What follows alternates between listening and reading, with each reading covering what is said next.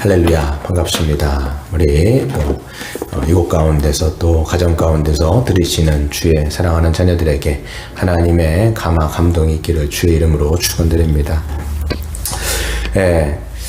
오늘은 이제 디모데전서 3장 15절을 가지고 철로육정을 함께 보도록 하겠습니다. 필립 얀시라고 하는 기독교 작가가 있습니다. 필립 얀시는요, 저서 중에 보면 교회, 나의 고민, 나의 사랑, 이런 책이 있습니다. 이 책의 제목에서도 여러분들이 아시는 것처럼 아마도 이 제목 자체에 공감하는 사람들이 많을 거예요. 교회, 어떻게 보면 우리가 고민하는 부분일 수도 있고 또 이것이 우리의 사랑의 한 부분이기 때문에 뛸래야 뛸 수가 없는 그런 것이 바로 교회 공동체인 것이죠.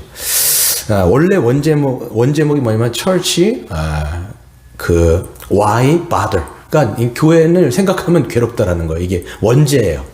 그러니까 이 제목 내에서 보는 것처럼 한편에서는 참으로 사랑스러운 공동체인데 또 교회를 생각하면 고민되어지고 또 이것 때문에 또 괴롭기도 하고 이것이 또 아마 미국의 작가인데요. 미국도 마찬가지고 한국도 마찬가지고 교회가 참으로 어떻게 보면 우리에게는 선물이지만 또 고민거리가 아닐 수 없다라고 이 저자는 이야기합니다. 그래서 책의 서문에서 보면 저자는 한국 독자들과 함께 이런 마음을 나누고 있습니다. 이렇게 돼 있어요. 전 세계적인 규모와 역동성을 자랑하는 한국 교회에 이와 같은 책이 과연 필요한가 하고 의아해하는 분들이 분명히 있을 것입니다. 하지만 제가 보기에 유럽이나 미국의 경우 못지않게 한국에서도 교회에 대한 회의에 빠져 있는 젊은이들이 많은 것 같습니다. 굳이 교회라고 하는 조직에 소속될 필요가 있을까? 종교 없이도 영적인 삶을 살 수 있는 것 아닌가? 기독교에서 하나님만 만나면 되지 굳이 꼴보기 싫은 다른 그리스도인들과 관계를 맺어야 하는가라는 이런 마음을 표현했어요. 그렇기 때문에 이게 미국뿐만 아니라 한국도 마찬가지죠. 이게 사실 옛날 몇 년 전에 나온 책이기 때문에 지금은 더합니다. 사람들이 코로나 이후로 해가지고 뭐 교회가 정말 존재할 이유가 있는가? 이런 생각을 하는 거예요. 신앙도 그냥 개인적으로 하나님과 나만 신앙생활을 하면 되는데 굳이 그렇게 공동체에 들어가갖고 사람들에게 섞여가지고 때로는 상처받기도 하고 상처를 주기도 하고 때로는 꼴보기 싫은 사람들하고 함께 있으면서 뒹굴고 하는 게 그게 무슨 의미가 있는가라고 하면서 회의를 갖는 사람들이 굉장히 많아졌습니다. 지금은 더하다라는 거예요, 여러분. 그렇다면 정말 교회가 이 시대 가운데 21세기를 살아가는 우리 이 시대 가운데 정말 교회가 필요하냐라는 거예요. 어떤 중요한 의미가 있냐라는 거예요. 이거에 대해서 오늘 철로육정에 존 버년이 이야기를 하죠. 이 필립 얀시도요. 근데 한때 교회에 대해서 너무 실망해갖고 교회를 떠난 적이 있다라고 이야기를 합니다. 그러면서도 다시 교회에 돌아와서 교회는 자신의 삶의 절대적인 한 부분이다. 그렇기 때문에 자신의 사랑이 되었다라고 책에서 고백을 합니다. 그리고 이 책에서 교회에 대한 가장 아름다운 비유가 존재한다라면 집 혹은 가정일 것이다 라고 이야기를 하는 것이죠. 그래서 그는 시인 로버트 프로스트라고 하는 사람의 말을 인용해서 이렇게 얘기해요. 가정이란 내가 거기로 가야 할 때 식구들이 나를 받아주어야 하는 곳이다 라고 이야기를 하는 거죠. 그러니까 우리가 가정 이렇게 얘기하고 집 이렇게 이야기하면 때로는 너무 싫어도 또 다시 가면 나를 맞아줄 수 있는 공간, 이 아늑한 공간, 이게 가정인 것이고 성경에서도 보시면 교회를 가정에 빗대어 비유하기도 하고 권속이란 말 쓰지요. 가족, 지체, 한 몸 이런 말로 굉장히 비유를 하는 것처럼 교회가 그렇습니다.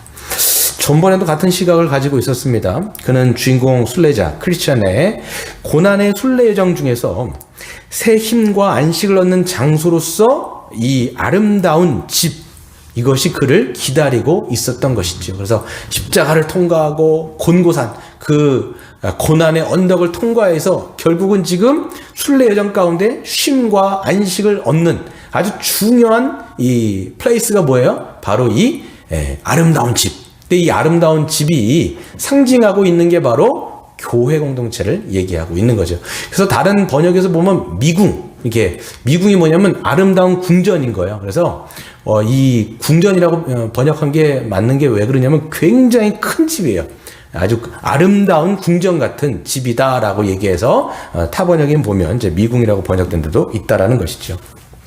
그러면 여러분 주원 번역 같은 경우는 뭐 교회 다니면서 실망하거나 상처받은 적 없을까요? 아니죠, 여러분. 여러분이나 저나 마찬가지로 주한 번역도 교회를 보면서 why bother? 자기를 실망시킨 적이 분명히 있었을 거예요. 청교도 시대였고 교회의 영광 가운데 있었던 시대가 청교도 시대였는데 그때도 마찬가지로 교회를 바라보면서 실망하는 사람들이 또 있었다라고 얘기하죠. 그럼에도 불구하고 이 주한 번역은 이 교회는 어떤 곳이냐? 아름다운 집이라는 거예요. 영광스러운 집이라는 거예요. 순례의 여정을 떠나는 모든 사람들에게 평안을 주고 쉼을 주고 안식을 주고 영적인 충전을 주는 데가 어디냐? 바로 교회 공동체다라고 얘기하는 거죠. 왜 그렇다면 그렇게 아름다운 집이라고 불렀을까? 오늘 두 가지 이유를 살펴보도록 하겠습니다. 첫 번째는요, 교회는요 아름다운 진리의 기둥과 터이기 때문입니다. 사도 바울은 3장, 오늘 읽은 디모데전서 3장에서 보시면 교회를 진리의 기둥과 터다라고 선언하지요. 3장 15절 말씀을 보시면 만일 내가 지체하면, 사도 바울이 지금 어딘가에 있는 거예요 지금. 그리고 에베소 교회를 맡고 있는 영적인 아들 디모데에게 지금 일러줘야 될 것들을 분명하게 일러주고 있는 겁니다. 그래서 내가 지체하면 뭔가 지체가 되고 있는 것 같아요. 너로 하여금 하나님의 집에서, 교회를 뭐라고 표현합니까? 하나님의 집이라고 얘기하는 거예요. 하나님의 집에서 어떻게 네가 행해야 할지를 알게 하려 함이니 이 집은 살아계신 하나님의 교회요 진리의 기둥과 터다라고 얘기하는 거예요. 그러니까 사도 바울이 내가 가갖고 알려주면 좋겠는데 뭔가 일이 있어요. 그래서 딜레이가 돼갖고 내가 지금 서신으로 빨리 써가지고 담임 목사인 네가 교회, 이 에베소 교회를 어떻게 행해야 되는지 내가 좀 알려줄게, 이렇게 얘기하면서 교회를 설명할 때 얘기하는 거예요. 교회는 하나님의 집이에요. 뿐만 아니라 살아계신 하나님의 집일 뿐만 아니라 진리의 기둥과 터다, 이렇게 하는 거죠. 여러분, 이제 진리라고 하는 복음을 바치고 있는 거예요. 여러분, 기둥, 지금 우리 교회도 기둥이 하나, 둘, 셋, 넷 이렇게 있는데요. 이 기둥이라고 하는 건 뭐냐면, 물론 그 당시 집은 좀 달랐겠죠. 아무튼 그 큰 기둥인데 그 기둥이 지붕을 바치고 있을 뿐만 아니라 밑에 있는 기초, 터, 기둥과 터가 이 진리를 바치고 있고 이 집 전체를 바치고 있는 구조가 바로 그 당시에 집이었다라는 것이죠. 그래서 교회는 뭐냐? 바로 이 진리와 터로서 복음이라고 하는 진리를 떠받치고 있는 게 바로 이 처치, 교회다라고 이야기를 하고 있는 것입니다. 그래서 또한 바울은요, 복음을 이제 전하는 발이 아름답다라고 로마서 10장 이제 15절에 이야기하지요. 아름답도다 좋은 소식은 복음입니다. 진리, 좋은 소식을 전하는 자들의 발이여 함과 같으니라. 여러분, 복음을 전하는 행위가 아름다운 것이라면 이 복음을 전하는 발이 아름다운 것이라면 복음 자체는 얼마나 더 영광스럽고 얼마나 더 아름답겠냐라고 우리가 이야기할 수가 있겠죠. 그래서 이 복음을 수호하고 가르치는 곳이 바로 교회다라고 얘기할 수 있습니다. 교회를 한자로 보면 가르칠 교, 모일 회, 이거예요. 그래서 하나님의 복음을 가르치고 또 그 가르침을 받고 그리고 영적으로 그리스도의 장성분량까지 함께 자라가는 것, 이게 바로 교회라는 것이죠. 그래서 교회는 모이는 거예요. 왜 모이냐? 하나님의 말씀을 듣기 위해서. 하나님의 말씀을 가르치고 배움을 받고 그것을 통해서 진리를 알고 진리를 전하고 진리를 통해서 성장하기 위해서 우리가 교회에 모인다라고 얘기할 수가 있는 것이죠. 그래서 이 교회를 주한 번역은 아름다운 집이라고 고백하고 있는 것입니다. 그래서 바울은 이 복음의 진리를 바로 예수 그리스도라고 천명합니다. 바로 이제 3장 16절에 보시면 그 복음을 설명하지요. 크도다 경건의 비밀이요 그렇지 않다 하느니 없도다. 그는 육신으로 나타난 바 되시고 영으로 의롭다 하심을 받으시고 천사들에게 보이시고 만국에서 전파되시고 세상에서 믿음 바 되시고 영광 가운데서 올려지셨느니라. 그래서 여러분, 복음 그러면 바로 우리가 믿는 예수 그리스도의 성육신, 그분의 사역, 그분의 십자가의 죽음, 그분의 부활, 그분의 승천과 승기가 다 우리에겐 복음이에요. 왜 그러냐면 그분이 이 땅 가운데 오셔서 행하신 모든 사역으로 말미암아, 그분의 인격으로 말미암아 우리가 의롭다함을 받고 모든 죄가 용서받고 우리가 하나님 나라에 들어갈 수 있는 자격을 얻게 되었기 때문에 그분 자체가 영광스럽고 아름다운 복음이죠. 그리고 그 복음을 누구에게 맡겨주셨느냐? 바로 예수를 믿는 그 교회 공동체에다가 맡겨주셨기 때문에 이 아름다운 복음을 지니고 있는 교회도 영광스럽고 아름답다라고 얘기할 수가 있는 것입니다. 그래서 여러분 어떻게 보면 그래도 교회를 보면 너무 연약해 보이지 않나요? 너무 좀 어떻게 보면 되게 상처가 많이 나 있지 않습니까? 또 교회를 보면 너무나 구멍이 너덜너덜한 것처럼 참 보잘것없어 보이지 않습니까? 라고 사람들이 물어볼 수도 있습니다. 이 땅 가운데 교회는요, 전투하고 있는 교회, 즉 영적인 전쟁을 지금 싸워 나가고 있는 교회이기 때문에 지금 우리의 눈으로 볼 때는 보잘것없어 보인다 할지라도 이 교회에 하나님은 복음이라고 하는 영광스러운 아름다운 것들을 맡겨주셨기 때문에 영적인 눈으로 보면 이 교회는 굉장히 아름답고 영광스럽다라고 말씀드릴 수가 있습니다. 그래서 여러분 보시면 아름다운 주님을 머리로 한 집이 바로 교회입니다. 그렇기 때문에 그리스도의 주님 되심에 대한 고백 없이 아무도 이 집에 진정한 지체나 가족이 될 수 없습니다. 그래서 여러분 보시면 순례자 크리스찬이 아름다운 집에 들어가려고 했을 때 겁을 먹고 뒷걸음치려고 하지요. 그래서 보면 집에 들어가려고 하는데 누가 있냐면 거기 경계라고 하는 사람이 그 아름다운 집을 지키고 있는 관리인입니다. watchful이라고 번역이 되죠. 근데 들어가려고 하는데 앞에 사자 2마리가 딱 있는 거예요. 그러니까 겁을 집어먹고 돌아가야 되나? 어떻게 들어가지? 막 하는 거예요. 그때 이제 막 돌아갈까 좀 막 마음속에 그렇게 우왕좌왕하고 있을 때 그 문지기, 이 경계가 이렇게 얘기합니다. 사자들을 두려워하지 마십시오. 이 사자들은 사슬로 단단히 묶여 있습니다. 이 사자들은 순례자들의 믿음을 시험해서 확신이 없는 부류를 가려내고자 메어 두었을 뿐입니다. 길 한복판만 벗어나지 않고 오면 털끝 하나 건드리지 못할 것입니다. 라고 이 관리자, 경계가 이야기를 해주는 거예요. 그러니까 교회에 들어갈 때는 이 시험이 있어요. 어떤 시험이에요? 믿음의 시험인 거예요. 믿음이 있냐? 그리스도를 참되게 머리 대신 구주가 되신 예수 그리스도를 참되게 믿느냐? 그 믿음의 고백을 시험하기 위한 관문을 지금 조한 번역은 이렇게 그려내고 있어요. 근데 이제 들어갔어요. 곧바로 해가지고 그 길을 벗어나지 않고 묶여 있으니까 딱 들어가고 미궁에 이제 들어왔어요. 아름다운 집에 들어왔어요. 근데 여기서 또 이야기합니다. 크리스찬이 아름다운 집에 들어가서 유숙할 수 있는지를 물어봐요. 그러면 그냥 제가 여기서 좀 힘든 길로 왔는데 좀 제가 여기서 좀 묵었다 갈 수 있습니까? 이게 물어보면 그냥 들어와서 묵으십시오 하면 될 건데 그렇게 얘기를 안 한다라는 거예요. 뭐라고 얘기하냐면 이 집 식구들은 여러 가지 질문을 할 것인데 그 여러 가지 질문을 하면서 그가 이 집에 유숙할 자격이 있는지를 시험한다라고 얘기하는 것이지요. 그래서 여기서 보면 이제 그 아름다운 처녀들이 나옵니다. 뭐 여기서 신중이라든지 그 다음에 분별이라든지 경건이라든지 자애라든지 그런 아름다운 3명의 처녀들이 나와가지고 그 크리스찬을 맞으면서 여러 가지 질문을 하고 어떻게 보면 이 집에 들어올 수 있는지를 결정하는 거예요. 이게 지금 철로역정에서 조한 번역이 뭐를 지금 얘기하는 거냐면 교회의 멤버가 되기 위해서는 믿음에 대한 테스트가 분명히 있다라는 거예요. 근데 그 믿음의 테스트 내용의 핵심이 뭐냐면 이거 필기에 이런 시험이 아니라 물어보는 내용을 한번 읽어보세요. 뭐예요?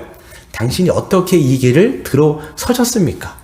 어떻게 이 길을 들어서셨으며 이 길 도중에는 어떤 것을 만났으며 어떤 것을 보았으며 어떤 것을 경험했으며 이런 것들을 물어보는 거예요. 그래서 신앙의 간증에서 분명하게 예수님의 십자가를 믿었는지 그리고 좁은 문으로 들어왔는지 그 과정을 정확하게 묻고 테스트하여 그 집에 유숙할 수 있도록 한다라고 보는 것이지요.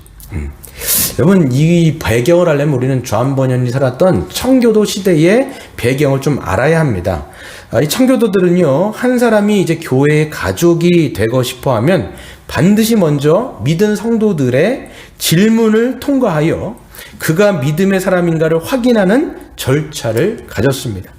특히 존 버년이 속한 침례 교회의 중요한 교인의 자격이 뭐였냐? 바로 거듭남의 고백이 있느냐 없느냐였어요. 철로역정이 그 교회 시대, 청교도 때 이제 그 영광이 있을 때 그랬다라는 거예요. 그냥 들어와서 무조건 다 교회에 등록만 하면 되는 것이 아니라 교회 안에 멤버십으로 받는 거에 있어서 철저한 검증의 절차들이 있었다라는 것을 철로역정에서는 보여주고 있는 것이죠. 이거는 청교도 시대의 어떤 산물이 아니라 원래 초대교회의 전통이었어요.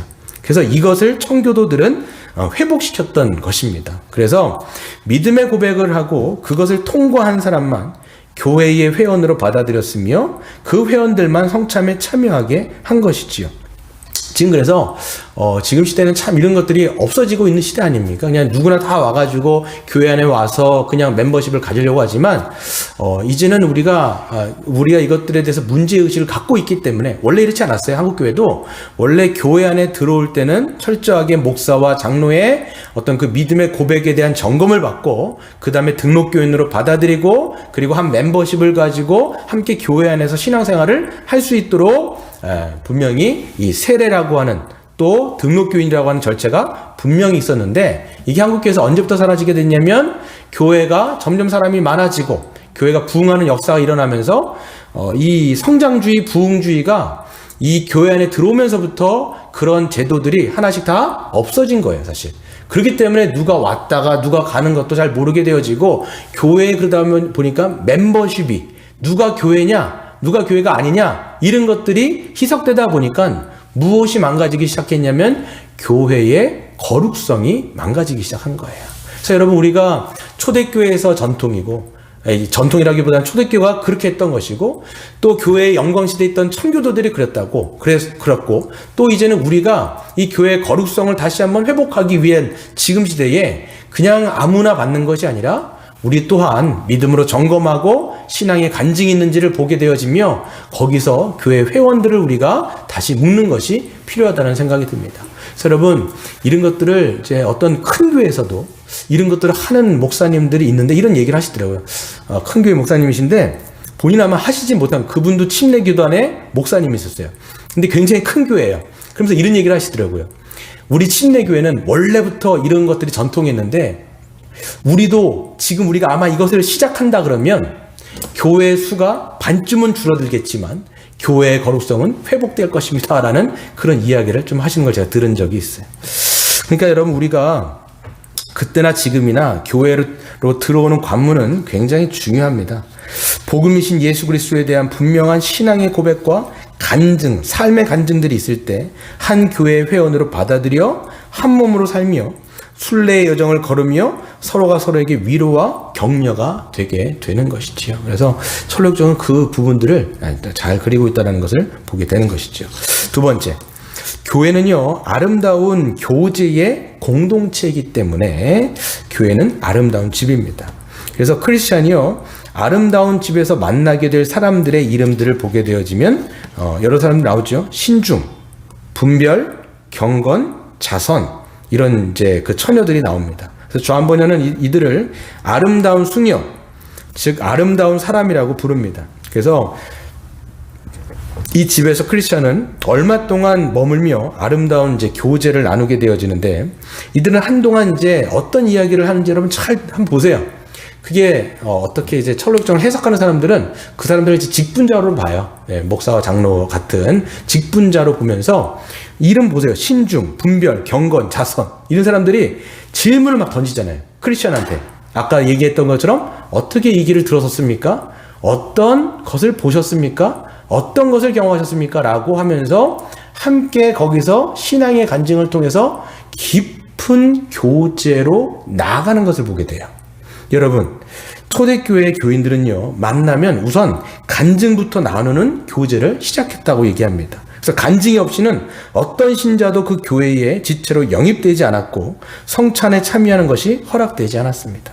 이런 전통은 청교도 시대 때 다시 견고하게 회복된 거예요. 여기서 뭐 간증이라는 게 뭐 대단한 뭐 그런 간증이 아니에요, 지금. 이 신앙의 간증이라고 하는 건 뭐냐면 정말 예수 그리스도를 믿는 믿음의 고백이 있는지, 그 믿음의 고백을 확실히 하고 그 예수를 만났는지, 삶 속에서 어떻게 성령의 인도함을 받아갖고 지금 여기까지 왔는지, 그 신앙의 간증으로 교제를 나눴다라는 거예요. 그러니까 여러분, 교회가 어떤 거예요? 바로 머리 대신 예수 그리스도를 우리가 믿음으로써 그분을 믿기 때문에 복음 안에서 교제하는 공동체가 바로 교회 공동체인 것이죠. 그래서 여러분, 우리가 교회에 와가지고 그러니까 이런 믿음이 있을 때 진실한 교제를 나눌 수 있어요. 예수 그리스도를 중심에 뒀기 때문에 우리가 그분의 말씀을 가지고 우리의 삶의 어떤 인도함을 통해서 같이 교제를 나눌 때 깊이 우리가 나아갈 수 있는 거죠. 그래서 성령의 사람들이 교제를 나눌 때는 그렇기 때문에 그런 내용을 가지고 함께 하는 거예요. 그래서 여러분, 우리가 설교도 듣고 그 다음에 이 들었던 설교를 가지고 또 우리가 소그룹 시간에 또 나누지 않습니까?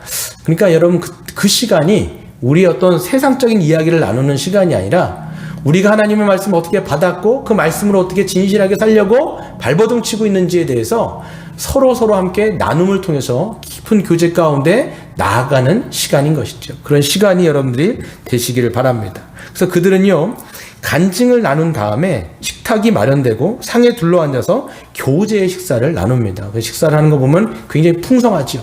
아마 성도의 교제를 지금 좌안번연은 상징하고 있다라고 보시면 됩니다. 그래서 말씀에 떡을 나누고 그 다음에 우리가 애찬을 통해서 함께 육의 양식을 나누며 그래서 그리스도 안에서 진실되게 사랑의 교제를 나누는 것이 바로 크리스찬과 이 4명의 자매들과 함께 교제를 나누는 것들을 보게 되는 것입니다. 그래서 먹음직스러운 음식을 나누며 이야기에 꽃을 피웁니다.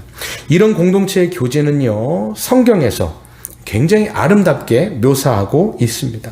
시편 133편 1절을 보면 이렇게 이야기합니다. 보라, 형제가 연합하여 동거함이 어찌 그리 선하고 아름다운가, 이렇게 얘기하죠. 그렇죠, 여러분. 교회 공동체라고 하는 것은 함께 있기 때문에 감사하고 또 함께 말씀을 받고 사랑하기 때문에 그것이 귀하고 아름다운 것이죠.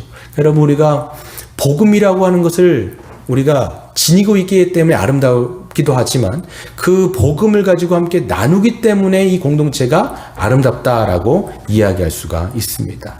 그래서 여러분, 여기서 나누는 것 때문에 좌안번연은 이들이 나눈 이야기의 핵심이 보시면 고난의 고갯길에 주인을 만났고 또 그리고 아름다운 집의 주인에 대한 이야기를 하였다라고 증언합니다. 그래서 문자 그대로 그것은 아름다운 주님을 칭송하는 교제였으며 이 교제에 뒤따르는 영적인 안식과 영적인 무장으로 순례자들은 남은 길을 용기 있게 갈 수 있었던 것입니다. 이것이 바로 교회라는 거예요. 그래서 이제 철로역정을 보시면 이 아름다운 집에서 충만하게 함께 이야기의 떡을 나누고 그 다음에 음식을 나누고 교제를 충만히 해서 영적으로 이제 충만해졌을 때 그 다음에 또 다시 순례의 여정을 걷게 되지요. 예. 그런 것처럼 여러분, 교회는요, 함께 있음을 통해서 충전하는 거예요. 우리가 자동차 같은 걸 보시면 이제 기름이 떨어지면 주유소 가고 주유를 한 다음에 그다음에 만땅 채운 다음에 나가지 않습니까? 교회가 그런 공동체인 거예요. 함께 모여서 시너지를 받고 거기서 영적인 충전을 얻고 그 다음에 또 세상에 나아가서 우리가 이 철로 역정을 걷게 되는 것이죠. 그만큼 교회는 그런 중요한 역할을 하고 있는 것입니다. 그래서 여러분, 여기서 누군가는 이렇게 반문할 수 있습니다. 교회에 실제로 이런 아름다운 교제만 있는 것이 아니지 않습니까? 라고 반문할 수 있을 거예요. 내가 격려가 아닌 상처와 낙심을 안겨준 그 교회 내의 사람들이 또 바로 우리가 생각나기 때문입니다. 그렇지 않습니까? 교회를 딱 생각하면 아름다운 것만 있지 않아요. 딱 보면 실제적으로 우리가 부딪혀 보면 정말 코드 안 맞는 사람들, 그리고 마음 안 맞는 사람들, 또 나에게 상처 준 사람들, 나를 낙심시켰던 사람들. 그래서 요즘에 보면 가난한 성도, 요즘이 아니죠. 옛날부터 이 가난한 성도들이 많게 된 게 뭐겠습니까? 교회 나가고 괜히 부딪혀갖고 하면 그냥 나만 상처받으니까 나는 그냥 교회 나가지 않고 개인적으로 신앙생활을 해야 되겠다라고 하는 사람들이 가난한 성도들 아닙니까? 그냥 교회를 딱 생각하면 아름답고 뭐 영광스럽고 거기 안에서 좋고 이거보다는 상처라는 단어가 생각나고 그냥 더 별로 꼴보기 싫은 그런 사람들이 생각나는 게 또 교회일 수 있다라고 얘기할 수 있어요. 근데 그 이유에 대해서 필립 얀시가 이 교회, 나의 고민, 나의 사랑이라는 책에서 보시면 이렇게 쓰고 있어요. 이 책에서 그는요, 우리에게 명절날 식탁에 둘러앉은 가족의 교제 장면을 연상해 보라고 권면합니다. 그래서 식탁에 둘러앉은 사람들 중에서는 똑똑한 사람도 있고요, 우두는 사람도 있죠. 또 못생긴 사람도 있고 잘생긴 사람도 있습니다. 성공한 사람도 있고 실패한 사람도 있습니다. 건강한 사람이 있는 반면에 장애를 겪고 있는 사람들도 있습니다. 그 중에는 내 마음을 아프게 하고 힘들게 한 사람들도 있지만 또 거기에는 그렇지 않은 사람들도 있다라는 것이죠. 그런데 여러 사람들이 있지만 필립 얀시는 뭐라고 얘기냐면 그들은 여전히 내 가족이 아니냐라고 우리에게 질문하죠. 그렇죠? 아무리 그렇다 할지라도 어떻게 보면 그 사람은 우리의 가족인 거예요. 여러분 명절날 설날이라는 추석인지 만났을 때 뭐 다 마음 맞는 사람만 있겠습니까? 마음 안 맞는 사람 있잖아요. 하지만 우리가 어떻게 보면 거기 안에서 가족이기 때문에 함께 있게 되는 것이다 라고 얘기하는 것이죠. 그래서 그는 참 중요한 이야기를 하는데 그는 건강한 가정은 이렇게 얘기해요. 건강한 가정은 강한 식구를 끌어내지 않으면서도 동시에 가장 약한 식구를 세워줄 수 있어야 된다라고 말합니다. 그래서 그는 책의 한 대목을 보시면 이렇게 이야기하고 있어요. 인간의 모든 제도 중에 유일하게 선택권이 없는 것이 바로 가족입니다. 출생 자체가 이미 한 식구가 되는 것입니다. 그러다 보니 우리는 이상하고 특이하고 별난 사람들과 본의 아니게 하나로 묶이게 됩니다. 그리고 교회는 본의 아니게 한 걸음 더 나아가기를 요청합니다. 다 같이 예수 그리스도 안에 있기 때문에 이 이상하고 별난 사람들과 하나가 되리라는 것입니다. 내 경험상 그런 공동체는 인간의 다른 어떤 기관보다도 더 닮아 있습니다. 헨리 나우에는 이렇게 이야기합니다. 영적 공동체를 정의하며 함께 더불어 살기 가장 싫은 사람들이 그럼에도 불구하고 반드시 함께 살아야 하는 곳이라고 정의했어요. 여러분 헨리 나우먼이 여러분 보시면 굉장히 지적인 사람이에요. 하버드에서 교수도 하고 막 그랬는데 갈증 해결한다는 거예요. 그래서 그가 나중에 어디로 들어갔냐면 한 공동체, 약자들, 즉 지체 장애아들이라든지 그런 사람들이 많이 모여 있는 데로 가가지고 신앙생활 그때부터 하면서 거기에서 오히려 충만함을 이 사람이 누리게 되는 게 헨리 나우엔이었거든요. 여러분 공동체는요 별의별 사람 다 있죠. 우리가 마음에 맞는 사람도 있지만 그렇지 않은 사람도 있고 코드가 맞는 사람이 있지만 안 맞는 사람이 있어요. 근데 우리가 왜 거기에 함께 있어야 되느냐? 같이 그런 사람들과 함께 모여서 오히려 섞이면서 자기의 모난 부분이 뭔지가 드러나게 돼요. 저는 여러분 공동체가 없으면요 내가 누군지 모를걸요. 혼자 신앙생활하는 사람들이 가장 무서운 게 뭐냐면 독선이에요.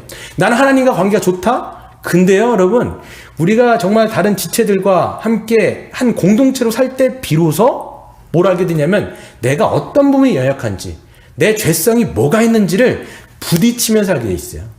다 동그라미 사람만 있는 게 아니라 어떤 사람은 네모, 어떤 사람은 세모이기 때문에 세모와 동그라미가 만나기 때문에 찔리는 거거든요. 아, 아프다. 이렇게 되는 거예요. 그러다 보니까 거기에서 지지고 볶으면서 나의 모난 부분이 깎이기도 하고 그리고 내가 용서라는 것도 거기서 배우는 거고 용서라는 것도 내가 거기서 해보는 거고 그리고 거기서 신앙이라고 하는 진리를 배우는 거죠. 진짜 여러분 우리가 사랑을 배우려면 어떻게 되냐면 나랑 안 맞는 사람들과 함께 뒤엉킬 때 진짜 사랑이 뭔지 알게 되고 진짜 사람에 대해서 인내해 준다는 게 뭔지를 알게 되는 거예요. 그런 사람이 없고 나 혼자만 있다거나 나와 마음이 맞는 사람만 있다고 하면요 그런 걸 왜 할 필요가 있을까요? 성경에서도 보시면 성령께서 하나 되게 하신 것을 힘써 지켜라. 왜 그렇게 사도 바울이 강조를 했습니까? 교회를 딱 얘기하면서 바로 나오는 명령 중에 하나가 뭐냐면 가장 중요하면서도 가장 우선적으로 나온 명령이 뭐냐면 하나 되게 하신 것을 힘써 지켜라. 이 명령이었잖아요. 왜 그래요? 이게 쉽지 않으니까 그런 거예요. 성령께서 이미 우리를 하나로 하셨지만 너무 다양한 배경의 사람들이 만나다 보니까 그게 쉽지가 않은 거예요. 여러분 우리가 성령 받았다고 이게 자연스럽게 일어나는 것 아니지요. 여러분 그 경험상으로 알걸요? 그냥 딱 봤을 때 코드 안 맞으면 이미 우리 안에서 뭔가가 딱 알러지 반응이 막 나는 거예요. 그리고 함께 있기 싫은 거죠. 그리고 부딪히는 거예요. 그러면서 거기에서 우리가 깎여지고 모난 부분들이 우리가 되면서 여러분 성화, 여러분 그 sanctification이라고 하는 것도 이 성화도 함께 관계를 맺을 때 성화가 일어나는 거예요. 그러니까 자꾸만 피해야지, 도망가야지, 난 안 만나야지, 나는 떨어져 있어야지, 난 상처받기 싫으니까 나는 공동체에 안 섞여야지, 이렇게 하면 절대로 우리 안에 sanctification, 이 성화는 절대 안 일어나요. 기억하셔야 돼요. 예수님이 여러분 뭐더러 여러분 이 땅 가운데 오셔가지고 십자가에 달려서 죽었냐라는 거예요. 그 말도 듣지 않는 그 제자들과 함께 왜 어울리시면서 3년 동안 그렇게 지내셨겠습니까? 네. 그 사랑이 뭔지를 진짜 알려주기 위해서. 그러니까 뭘 하도 모르니까, 제자들도 모르고 다 모르니까 아예 죽어버리신 거예요. 진짜 사랑이 뭔지를 보여주기 위해서 십자가의 죽음으로써 진정한 사랑을 보여주는 것이고, 이게 바로 사랑이야 라는 것들을 어떻게 보면 삶으로써 외친 거예요.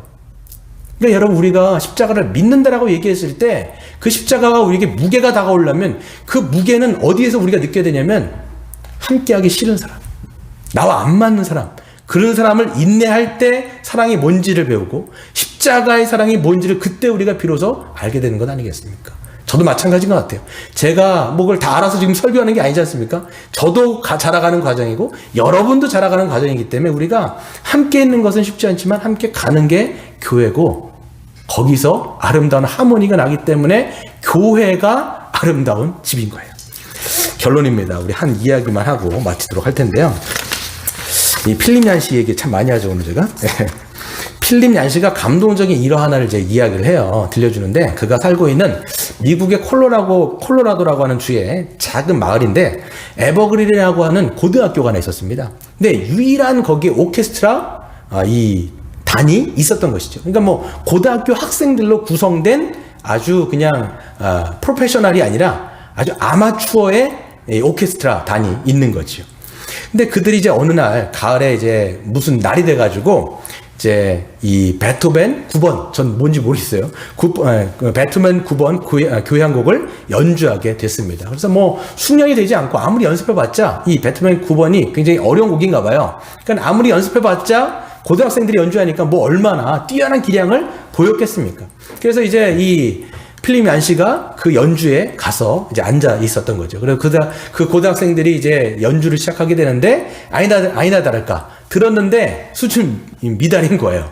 그냥 어떻게 보면 조율이 안 된 소리도 나고, 그 다음에 하모니가 맞지도 않게 되어지고, 어떻게 보면 또 이제 음이 맞지 않는 거죠. 그러니까 하모니는 하모니인데 이게 아름다운 소리라기보다는 삐그덕거리는 그런 어떻게 보면 수준이 높은 게 아니라 수준 미달인 어떤 소리를 내게 된 거죠. 그래서 속으로 그렇구나 이렇게 생각하면서 되는데, 한편에서 어떤 생각이 딱 들었냐면, 아무리 그렇다 할지라도 이 학생들이 연주한 이 하모니가 의미가 없는 것인가? 라고 생각했을 때 필립 얀시는 아니라는 생각이 딱 든 거예요. 왜 그러냐면, 아무리 수준급이 되지 못하는 그런 연주를 할지라도 이 마을 사람들에게는 베토벤의 음악을 들려주는 유일한 통로였다라는 것이죠. 이게 중요한 거예요, 여러분. 아무리 수준 미달이고, 아무리 그 사람들이 아름다운 소리, 그러니까 좀 뭐 삐그덕 소리가 나더라도 유일하게 들을 수 있는 통로인 거예요. 그러면서 필립 얀시가 뭘 얘기하냐면, 교회가 그렇다라는 거예요. 교회가 딱 보면 수준 미달일 수 있어요. 지금 보면 세상 사람들이 어떻게 보면 이게 지탄의 대상이기도 하고 연약해 보이기도 하고, 어떻게 저렇게 하는 게냐 하면서 교회에 대해서 질타하잖아요. 그런데 여러분 기억해야 되는 게 뭐냐면, 이 세상 사람들에게 있어서 복음의 하모니를 들을 수 있는 유일한 기관이 어디냐, 유일한 공동체가 어디냐, 교회라는 거예요. 이게 너무 중요합니다, 여러분. 우리 물대동산 교회 생각해 보세요. 뭐 우리가 완전합니까? 우리도요, 여러분, 어떤 사람은 소리를 잘 못 내는 사람이 있고, 어떤 악기는 좀 망가졌고, 또 어떤 이 소리는 그냥 삐그덕거리면서 제 소리를 못 내잖아요. 하모니가 올려지는데 완전하진 않잖아요, 사실. 근데도 불구하고 하나님 우리에게 뭐라고 말씀하시냐면, 우리의 그런 소리이지만, 물론 예수님께서는 더 좋은 소리를 내기를 원하시지만, 진짜 중요한 건 뭐냐면, 내가 너희들에게 복음의 하모니를 맡겼다라는 거예요. 우리가 아니면, 교회가 아니면 세상 사람들은 이러한 하모니를 어디에서도 들을 수가 없는 거예요. 그렇기 때문에 교회는 유일하기도 하고 그렇기 때문에 아름다운 집이다라고 철로역정에서 이야기하고 있는 것이죠. 여러분, 우리가 아무리 여러분 소리가 좀 그렇다 할지라도 여러분, 우리가 유일하게 우리에게 복음을 맡기신 공동체가 우리라는 걸 알고 입술의 고백뿐만 아니라 우리의 삶의 고백이 복음을 닮아가서 하나님의 영광을 드러내는 그런 공동체가 되기를 주의 이름으로 축원드립니다.